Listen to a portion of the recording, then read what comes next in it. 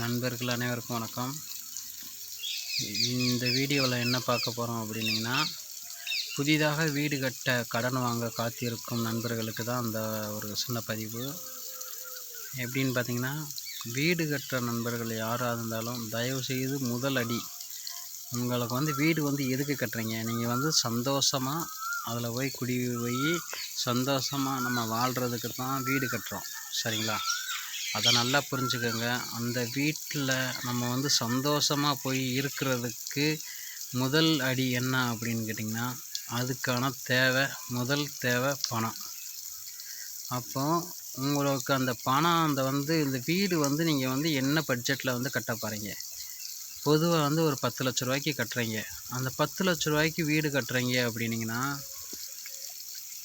உங்கள்கிட்ட கம்பல்சரி 10 லட்ச ரூபாயில் 9 லட்சமாவது கண்டிப்பாக உங்கள் கையில் இருந்தால் மட்டுமே வீடு கட்டுங்க.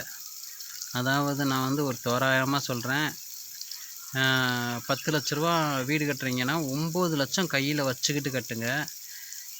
அல்லது 10 லட்சம்னா 10 லட்சம் வீட்டில் கையில் வச்சுக்கிட்டு கட்டுங்க. ஏன்னா 10 லட்சம் அன்றைக்கி எஸ்டிமேட் போடுறீங்க அப்படின்னிங்கன்னா 12 லட்ச ரூபா நிற்கும். 13 லட்ச ரூபாயில் போய் நிற்கும், சரிங்களா? அப்போது 10 லட்ச ரூபா கையில் நீங்கள் வச்சுக்கிட்டா தான் அப்போ மீதமுள்ள அமௌண்ட் நீங்கள் வெளியில் வாங்குகிற மாதிரி இருக்கும். ஸோ அப்போது ஒரு 2 லட்சம் 3 லட்சம் தானே. சரி, ஏதோ ஒரு பக்கத்தில் அக்கம் பக்கத்தில் ஏதோ ஒரு ஃபைனான்ஸு ஏதோ ஒரு தெரிஞ்சவங்ககிட்ட அப்படி 2 லட்சம் 3 லட்சம் கடன் வாங்குகிறோம். அது பிரச்சனை இல்லை. பொதுவாக முடிஞ்ச அளவுக்கு கடன் வாங்காமல் வீடு கட்டுங்க, சரிங்களா? கடன் இல்லாமல் வீடு கட்டுறவங்க யாரும் இல்லை. இருக்காங்கன்னு அப்புறம் பணக்காரங்க இந்த மாதிரி தான் கடன் இல்லாமல் வீடு கட்டுவாங்க. ஸோ நம்ம அனைத்து நண்பர்களும் நம்ம அப்புறம் விவசாய நண்பர்கள், அதுக்கப்புறம் பார்த்திங்கன்னா நடுத்தர மக்கள், இவங்க எல்லாமே கண்டிப்பாக கடன் வாங்கி கட்ட வேண்டிய சூழ்நிலை தான் இருக்கும். ஸோ அந்த மாதிரி சூழ்நிலையில் யாருமே ஃபைனான்ஸ்லேயோ அல்லது நிதி நிறுவனம் மற்றபடி இந்த மாதிரி இதில் யாருமே கடன் வாங்காதீங்க. எதுக்காக சொல்ல வரேன் அப்படின்னிங்கன்னா, நீங்கள் கடன் ஒரு 2 லட்ச ரூபாய்க்கு கடன் ஒரு வீட்டு லோன் போடுறீங்க அப்படின்னிங்கன்னா, ஒரு 2 லட்ச ரூபா 3 லட்ச ரூபா வீட்டு லோன் போடுறீங்கன்னா, நீங்கள் ஒரு 12 லட்ச ரூபாய்க்கு வீடு கட்டிருப்பீங்க. ஸோ அந்த வீட்டினுடைய டாக்குமெண்ட் அவங்க பேரில் தான் இருக்கும், சரிங்களா? அதாவது நம்ம பேரில் இருக்கும், பட் ஃபைனான்ஸோட பேரும் இருக்கும், சரிங்களா? அதுக்கு ஃபைனான்சியர் பேர் ஃபைனான்ஸ்காரங்களோட பேரில் தான் இருக்கும். ஸோ நீங்கள் டியூ கட்டலை அப்படின்னிங்கன்னா அவங்க உங்களை எதிர்பார்க்கவே மாட்டாங்க.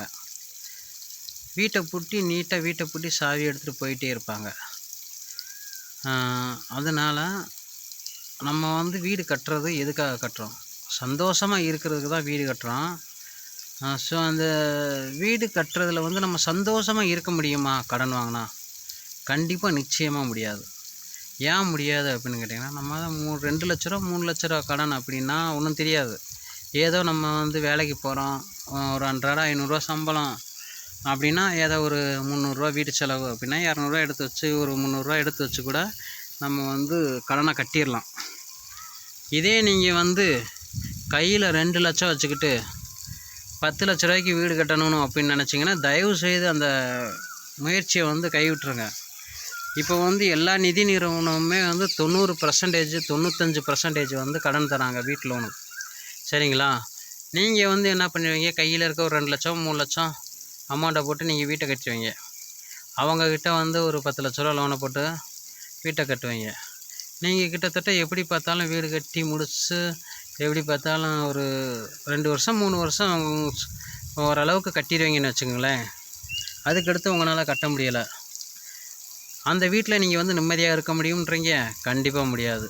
ஃபைனான்ஸுக்கான அடிச்சுக்கிட்டே இருப்பான், ஃபோன் மேலே ஃபோன் பண்ணுவான். அதுக்கப்புறம் அக்கம் பக்கத்தில் கடை வாங்கியிருப்பீங்க.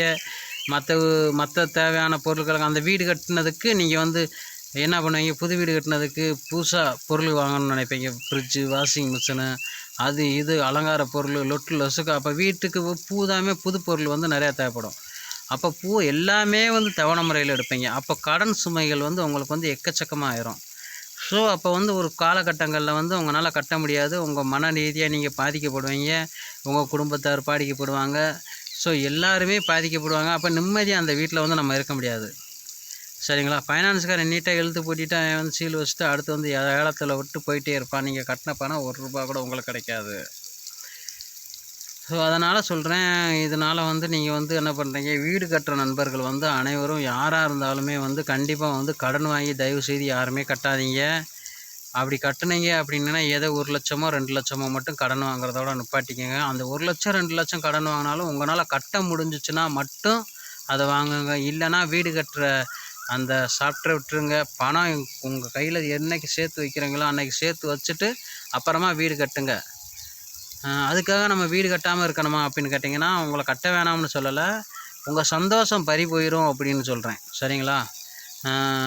நம்ம வந்து அந்த கட்டின வீட்டில் வந்து நம்மளால் நிம்மதியாக இருக்க முடியாது, நம்ம பிள்ளைங்களால் நிம்மதியாக இருக்க முடியாது, பூரா சந்தோஷமும் பறி போயிடும்.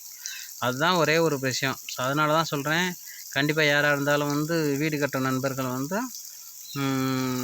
கடன் வாங்கி கட்டாதீங்க. நம்மளோட வீடியோ பிடிச்சிருந்துச்சி அப்படின்னிங்கன்னா நான் அடுத்தடுத்த வீடியோ போடுவேன். என்னோடய வாழ்க்கையில் நடந்ததும் போடுவேன், வாழ்க்கையில் நடக்கிறதும் போடுவேன், எல்லா விஷயங்களும் போடுவேன்.